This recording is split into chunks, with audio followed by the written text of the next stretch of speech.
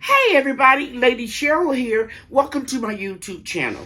In this video, I'm going to share with you how I made this very inexpensive seed starting area in my room in my daughter and son-in-law's house. If you don't have a lot of room and if you don't have a lot of money, don't worry about it. I didn't spend any money at all to do this. I used what I've been having for years. Okay? So let me show you how to do it. Let's get started. To the garden alone while the dew is still on the roses.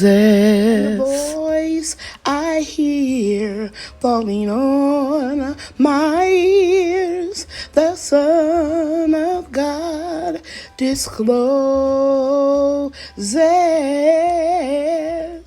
And he walks with me and he talks with me and he tells me I am his own. And the joy we share as we tarry there, none other has ever known. Okay, 4 days ago, I started these seeds in pea pellets. I put a video up. That's the last video I did.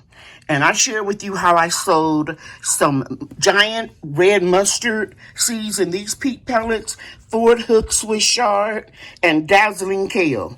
Now, it's still warm in North Texas, so I didn't have to put, let me show you my heat mats on them. I did when I sowed my tomato and pepper seeds, but I knew these didn't need a heating mat. Over here, I have marigolds.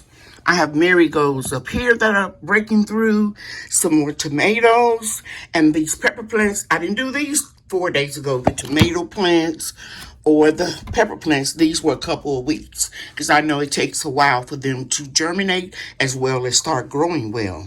But this is the first thing I did. Now, I don't really need this seed starting area set up yet. But I'm going to pan down slowly because somebody told me I made them dizzy in a video, going too fast.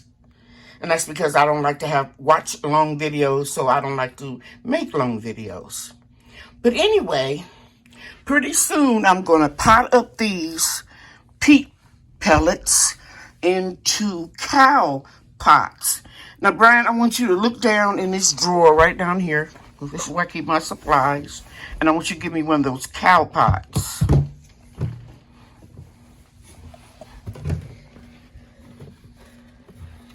There we go. Just take one out. Guys, take one out with the cover, Brian. This is a cow pot. It's biodegradable, and it's made out of cow manure, aged cow manure to be exact. And this will also provide fertilizer to your seedlings. And then when the weather is better in the spring, about the second week in March, when I transplant these outside, this will go straight into my garden boxes, okay? Or my elevated raised garden beds. Okay, Brian. So in case you're wondering what they look like, these are cow pots. Again, they're made out of composted aged manure, and they're biodegradable. The roots can easily penetrate them, so we don't have any plastic or anything artificial this year we're using. Now, I bought these last year on sale, and when I was doing my weekly Monday Night Live chats, I told you guys about them and how inexpensive they were. The best thing you can do for your garden is to catch things on sale. Okay? Thank you, Brian.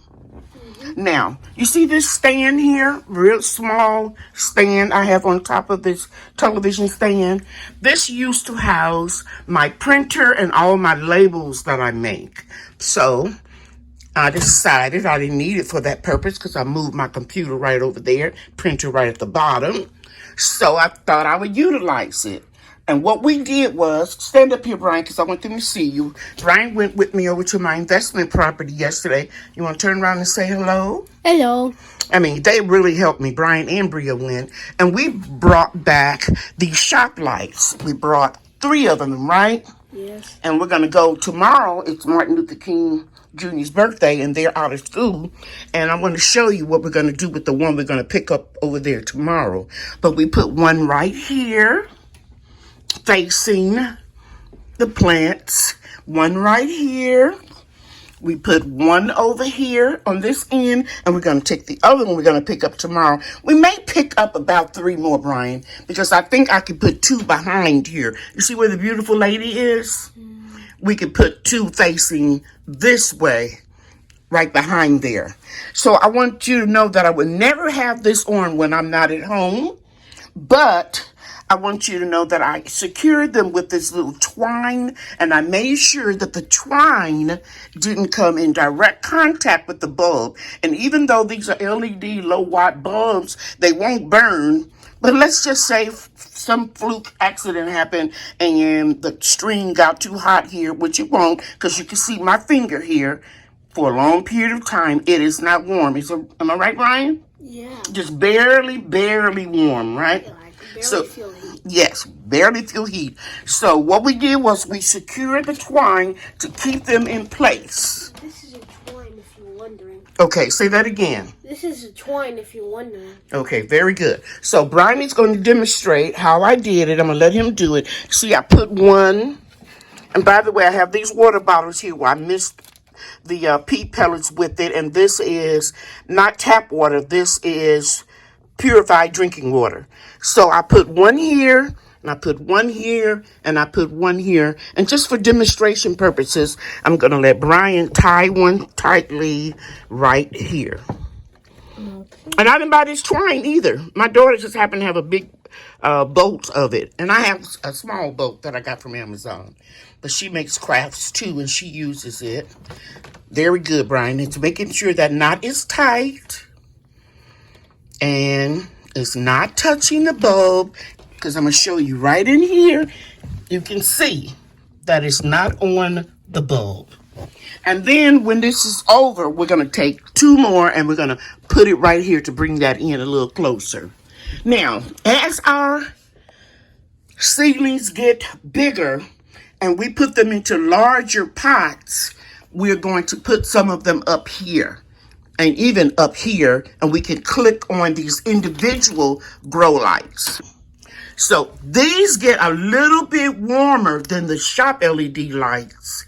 And even though these are full spectrum grow lights, they get a little warmer, but they are placed so far from the pellets that'll keep them from drying out so fast, right? Okay, but now, these lights, I think I showed them to you in my last video. You can manipulate them and put them where you want. You want to keep these about 1 inch or 2 above your plants, and I rotate them in different positions so that all of them can get some full spectrum light. Okay, I hope I didn't move too fast. Now, I want to share right here that on the 4th of January, I started these Moonflower seeds, and they are called Datura because they are the bush type of moonflowers, and I'm have them growing at my investment property. And I went over there and I just picked up some seeds because I know that they have been stratified because we went down to 10 degrees all the way up to 83 degrees. So they've gone through the, you can call it the change in temperature from freezing to spring-like temperatures. So there's no need to put these in the refrigerator or to nick them by stratifying them. Just pot them up. They can take up to 3 months to germinate. And I have a few more that I'm going to start later so I can have succession planting. So again, I want to remind you that these are tomatoes, sweet peppers, a lot of marigolds. This is a roll of marigolds, and you can put labels on them, or you can use a notepad like I do here. I just jot down what's in each container. Got a little wet, but I know that number 2 and number 3 over here, these are all marigolds. Over here, we've got, I might have mentioned before, the dazzling kale, Ford Hook, Swiss chard, and Russian kale. So very soon, I've got a lot of those. Where are those here they are. Cow pots. I have a lot of these. I got to sell at Amazon. So very soon, I'm going to be potting these up. This time, I'm not going to use regular potting mix. I'm going to use indoor potting mix. So that's the only money I plan to spend this year. Indoor potting mix, because I'm not in my home. I'm in my daughter and son-in-law's home, even though they make me feel right at home. I want to prevent as many fungus gnats or gnat eggs from coming into the house, because my daughter has a lot of house plants. And I don't want to put boiling water on potting mix and destroy valuable nutrients, nor do I want to bake it. But if you all have to use some old potting mix, check out my seed starting playlist. I offer hundreds of tips on how you can use reclaimed soil, how you can sanitize Jiffy seed starting mix, or you can do like I did, use these little peat pellets. And there's something about these peat pellets, the way they compress them, gnat eggs or gnats cannot survive. Now, I'm going to separate these and put these into the cow pots, like I said, but I will put more than 2 into each cow pot, and they will be spaced out. And I will share that with you in another video. Or like I said, you can start looking or watching my seed starting playlist. Now, I am a little behind on starting my seeds compared to how I usually do them as far as the timetable is concerned. And that is because I no longer have the greenhouse to transition these into. And I would heat that greenhouse in case we got a freeze. So every year, the last day in February, I will move all of my seedlings out to the greenhouse. I won't be doing that this year, so I'm going to be doing everything in stages because I only have a certain amount of room. So I won't be like starting my zinnias and peas and beans and lettuces. I'm going to direct sow those outside the last of February, 1st of March. I hope you enjoyed this video. I had a lot of fun making it. Brian, is there anything you want to say? I hope you all have a great day and a great life. Great life? That's I wonderful. had fun too. Okay, thank you, Brian. You're welcome. Bye now. Bye-bye. Bria and I are getting this order ready so that we can ship it. And we always take pride in our orders. Right, Bria? Yes. Okay. Bye, everybody. Bye. Thanks for watching.